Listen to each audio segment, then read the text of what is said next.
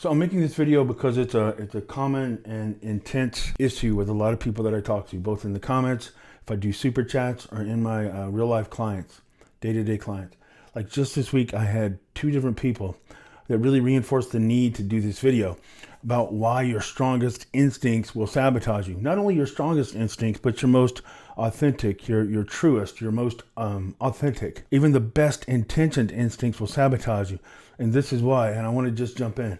Number one, when you're going through an emotional crisis, things about you, that pain is going to magnify. It's going to really reinforce everything that you're feeling. So if you're a problem solver, you're going to become an ultra analytical problem solver. If you're an emotional person, you'll get overwhelmed with so much emotion, you probably can't think straight. If you're an introverted person that worries about things too much, you're probably going to go into a shell. A sense of hopelessness is really just going to overcome you. And it'll be hard for you to even get out of bed. It'll be hard for you to move because everything you naturally feel in an emotional crisis gets reinforced. There's also the problem solver mentality that'll just kind of reanalyze, and you'll just kind of feel this torment over looking at every little detail of the breakup, every detail before the breakup, and now every detail that you might possibly be doing post breakup. So no matter how you're wired, emotional crisis magnifies what you're feeling. So when you go through a breakup, that especially if you have an impressive mind, you're going to hyperfixate on everything that you got wrong. And then imagination, fear, and logic will be the three strongest things you're dealing with. All of those three things will compel you in an endless, merciless, ongoing way to do something that will 95% of the time work against you. Even more. Like 95% of the time is 19 times out of 20. It's more like 99% of the time it's going to work against you. And let me give you like a quick illustration, right? And I'll use myself as a safe example. Let's say that after being together as long as me and my wife have been together, and I'll speak in terms of an alternate reality, a multiverse, because I don't even want to put this out in the universe, right?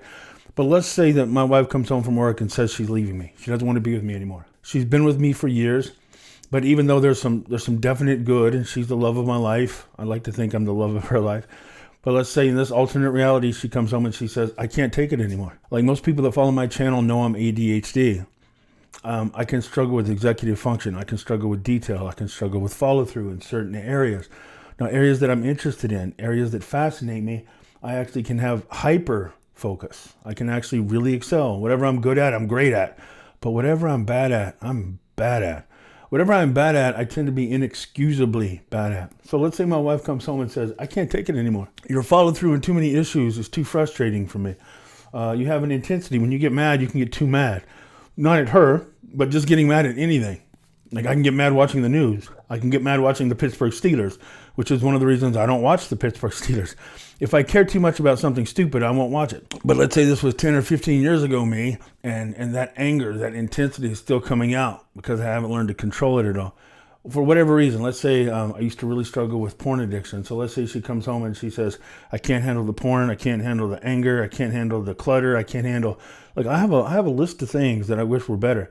So what if she tells me, I'm sorry, I can't take these things anymore, and she leaves me. Now, before, while we were married, I was working on those things. I cared about those things. I recognized that they were issues of frustration to her, and I didn't deny it, and I worked on it. I was sincerely working on it. But now it's cost me the relationship. Now she's walked away. Now that emotional intensity, that emotional crisis I'm in has got me hyper-fixated. I'm looking for the reason for the breakup. And not only the reason she told me, but now because of the pain. When you're in a state of crisis, your mind is activated, so you're more aware.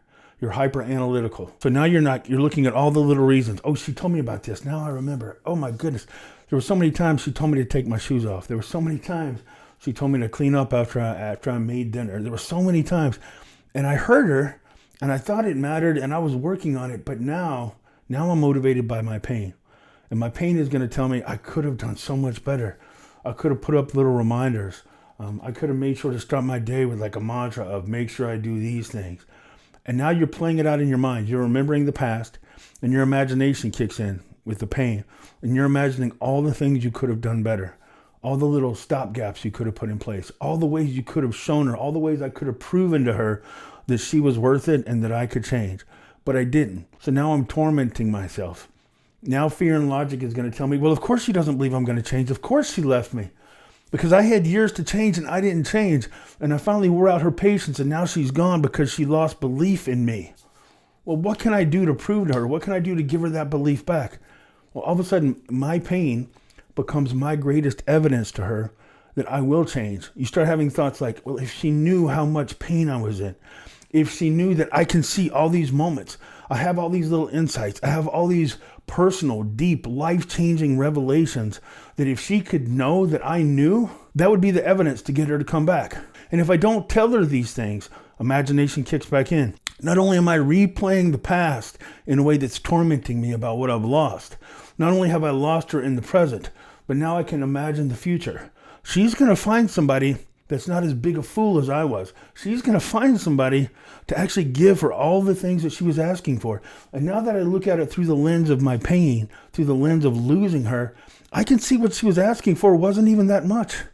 It was entirely doable. I'm capable of doing that. The only thing that was missing was somehow I was so caught up in myself, and I was so clueless about how much I was losing her that I lost her. She's going to easily find somebody that can give her all the things I had a chance to give her. And now she's gone forever. I can play it out. I can see every Christmas from here on out being without her. I can imagine getting the notification on Facebook or Instagram that she's engaged. I can see them adopting children. I can see what their first 3 dogs are going to look like. I can see the house in the cul-de-sac. I can see it. She's going to marry somebody that looks like Captain America's brother, and he's going to be an executive at an oil company, and he's going to give her everything that she ever asked for, and I lost it. I've got to do something to stop that from happening. And that future that's going to torment me the rest of my life is right there. I can touch it. I can see it so clearly. My fear and my imagination have created this reality that's not reality at all, but it sure is reality right here. And it's scaring me even more right here. I've got to do anything to stop that reality from happening. Now, what is everybody telling me to do? No contact. Screw that. Look, I understand why no contact works for some people, but you don't know my situation. You don't know how patient they were. You don't know how much I screwed this up. You don't know how much I caused this breakup. I've got to find some way to reach out to her. So I'm going to be honest. Honesty is good. I'm going to be authentic. Authenticity is good. I can be humble now, and that'll prove to her that I've changed. I wasn't really known for being humble while we were together. I wasn't really known for letting her know that I understand how much pain I was causing her. So let me go out of my way. Dear ex who I'm trying to get back, please see enclosed 17-page letter of all the details. Now, my details will prove to you that I understand your pain. The details that I pour out will prove to you that I have an understanding, that I have a revelation that I hadn't had before. My pain, my details, my revelation are all going to be hopefully put together in an undeniable care package of evidence that now I've changed and I'm ready to be the man that you always wanted to be with. I'm ready to be the man you always expected me to be. Good news, honey. Come back. You'll get the man of your dreams that you were always trying to chisel me into. I'll get you back. We'll be the happiest we've ever been. Because just like I'm creating a future that I know is going to torment me, where you're with somebody else and I have to live with my regret and my pain for the rest of my life, I'm also creating this fantasy version of the future where if I pour everything out, I give you all the details, I give you all the insight, I give you all the humility, I give you endless pursuit. And once you get that care package of undeniable evidence of my change, you'll step back into my life. I'll be thrilled. I have the love of my life back that I took for granted. You'll be thrilled because you finally have the man of your dreams, and we'll live happily ever after. I can see all this so clearly in my mind. And the first step to it is that 17-page letter, is sharing the insight, is letting you know how much I'm hurting. So we do it. And there's a part of us that says, even if it's not true, I don't care. I'm honest enough, I'm brave enough that I'm just gonna pour out the truth, and I don't care. That'll actually prove to her how much she means to me too. I'm gonna take the risk of being more vulnerable. I'm gonna take the risk of opening myself up and admitting all the flaws, not only all the flaws that she pointed out, but all the flaws that I realized in myself. So I'm going to take all the reasons she broke up with me and add a bunch of my own. That proves undeniable sincerity. That proves that I'm trustworthy. I'm not only owning all the mistakes you poured out on me, I found a whole truckload of my own. I'm going to throw all that in the care package and then go lay it humbly at your feet. Now, in my mind, you take this care package of evidence that I'm undeniably the man you're supposed to be with, and you're going to go through it. And emotionally, I'm going to start to reconnect with you. You're going to hear my words. You're going to be moved by my insight. And you're going to just, a few sparks of that ember are going to start coming back to life. You're going to end up coming back to me. And years from now, when we're telling couples about how we got back together, you're going to share with them that you were ready to move on until Ken came back and sent me this unbelievable message. I was so moved by his humility. I was so moved by how willing and vulnerable he was making himself, that pulled me back. And it turns out we didn't give up on each other. And we're now a testament. My vulnerability, my willingness to articulate her pain is going to be something that we spend the rest of our lives together looking back on as the tipping point to the best life here on after. That's the beginning of our true happily ever after. All of this starts with me pouring myself out, being vulnerable, being honest, being humble, being in pursuit to show her how much she means to me, to make up for all the ways that I took her for granted. None of it's true. Everything I just described, it feels like it's especially true for you. Maybe other people have gone through breakups and maybe parts of this story fit their story, but not as true, not as accurately, not as undeniably as it fits you. It's not true. When we do that, we're actually acting on desperation. We're acting on weakness. We're acting on a sense of panic. None of those things are attractive. And at the end of the day, that person that broke up with you, during the breakup conversation, you probably tried to talk them out of it. But by the time they got to that breakup conversation, they are immune to everything I just described. It's like you're throwing your best bullets to try to win them back. Well, they're now Superman or Superwoman. Those insights, that sincerity, that vulnerability that you believe in your mind, in your fairy tale, in your imagination is going to be so convincing. It's going to bounce off of them like bullets off of Superman. It's not going to land because you're not actually projecting strength. You're not actually proving anything. All you're proving is that your pain was motivation for you to take a deep look at yourself, but their pain wasn't.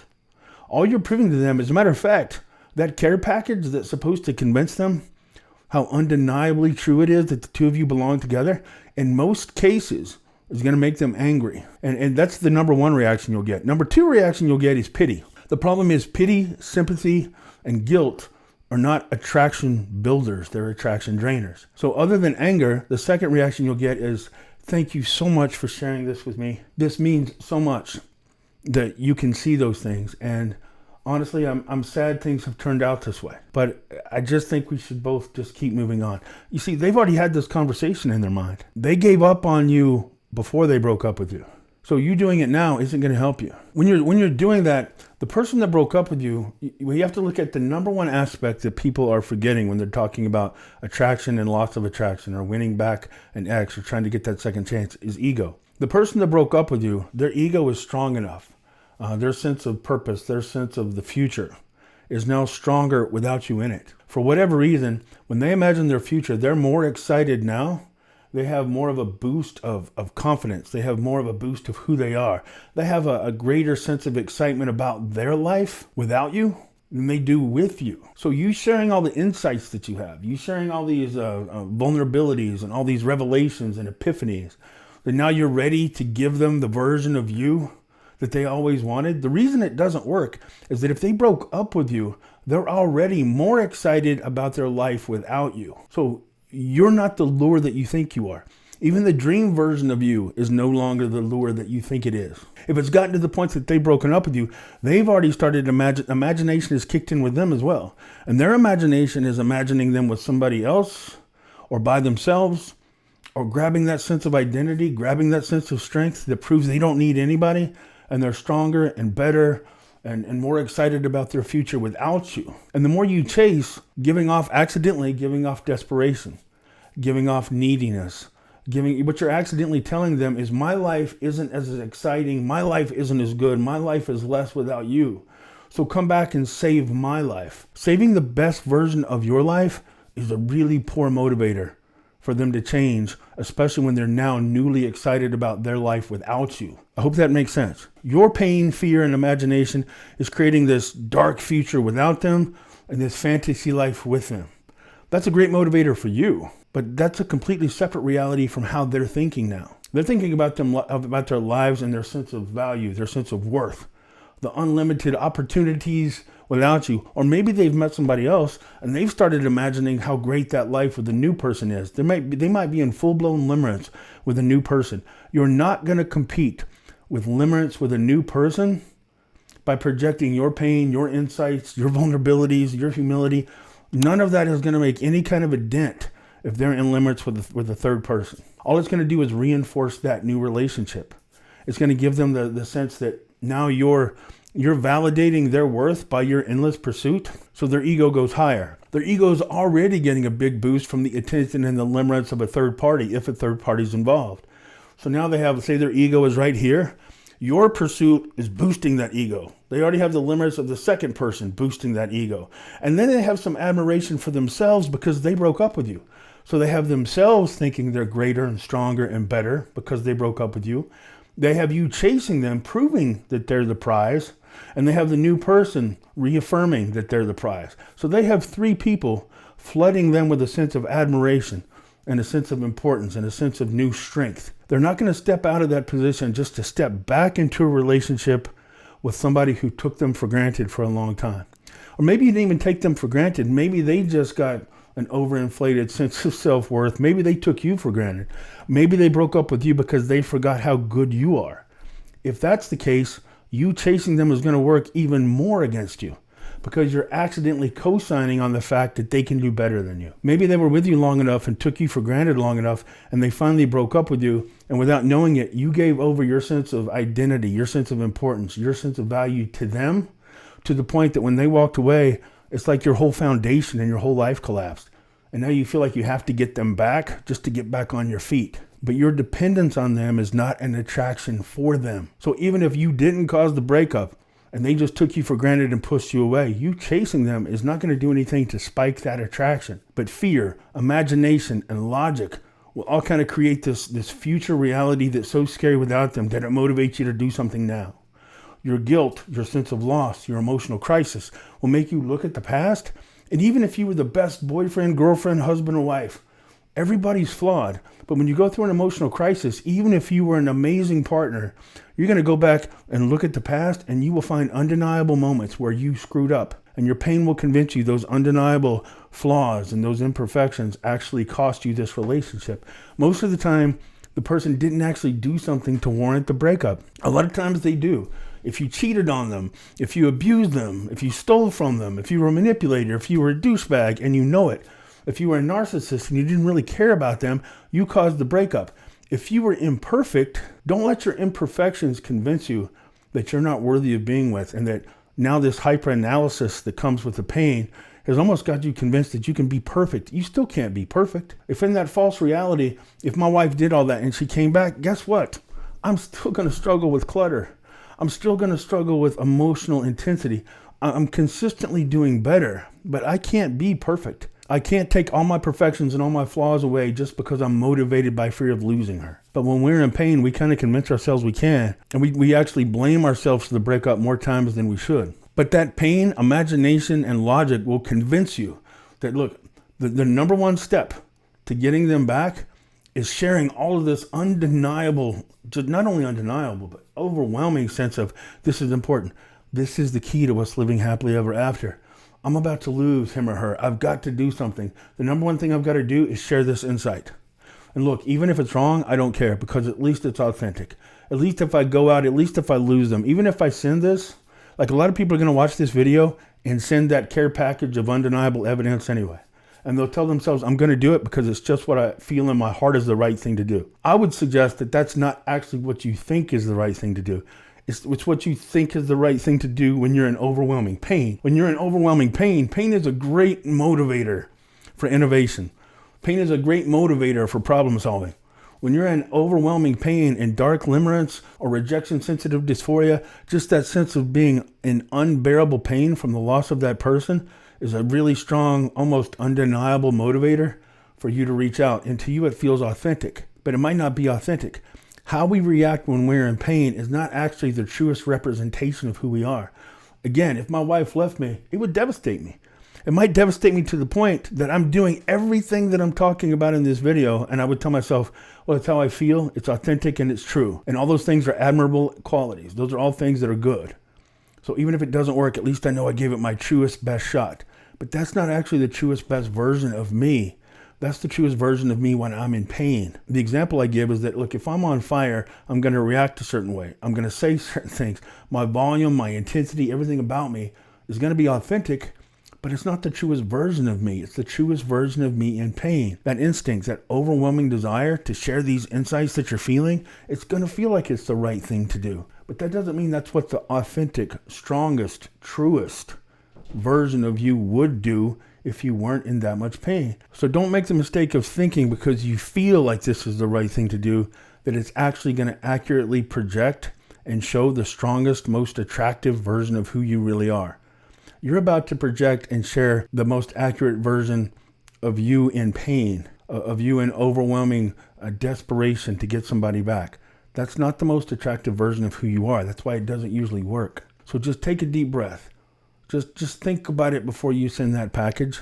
And if you didn't cause it, if you didn't do something that's undeniable, don't send it. Like if you did something that even your own family and friends are looking at you and telling you, wow, you're a douchebag. I love you, but yeah, you ruined that relationship. Don't send that package. But I know every situation is different. Details absolutely matter. That's why I don't like videos that say 100% of the time do this and 100% of the time you'll get this result. It's just not true. If I can help, you can find me at 𝗥𝗲𝗋𝗀 and I'll look forward to talking to you. In the meantime, if this has been any help, please give me a like, share, and a subscribe, and I'll see you again soon.